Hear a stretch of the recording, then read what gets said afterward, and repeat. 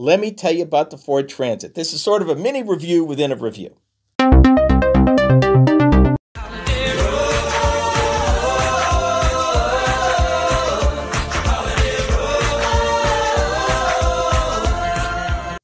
The local dealer tells me they waited 3 years to get these because of the pandemic.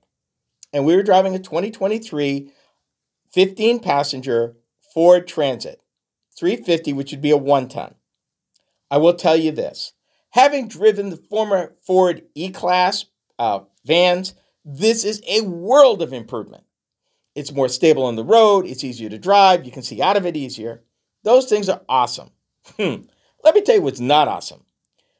Ford chose to equip this thing with a 3.5-liter regularly aspirated V6, bolted a 10-speed automatic.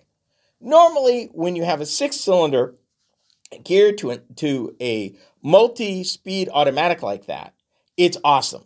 And there are certain V6 10-speed automatics that I would recommend. This is not one of them.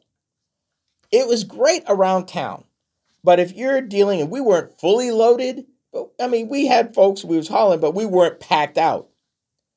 And I found this vehicle to be a challenge trying to move it from rest, or when you're getting on the highway, when you're trying to accelerate and get into traffic, that was its weakness. And that transmission loved to hunt. But as far as stability, as far as going up into the Berkshires, which is what I did, and I don't think the transmission totally liked me a lot about that, but it did well.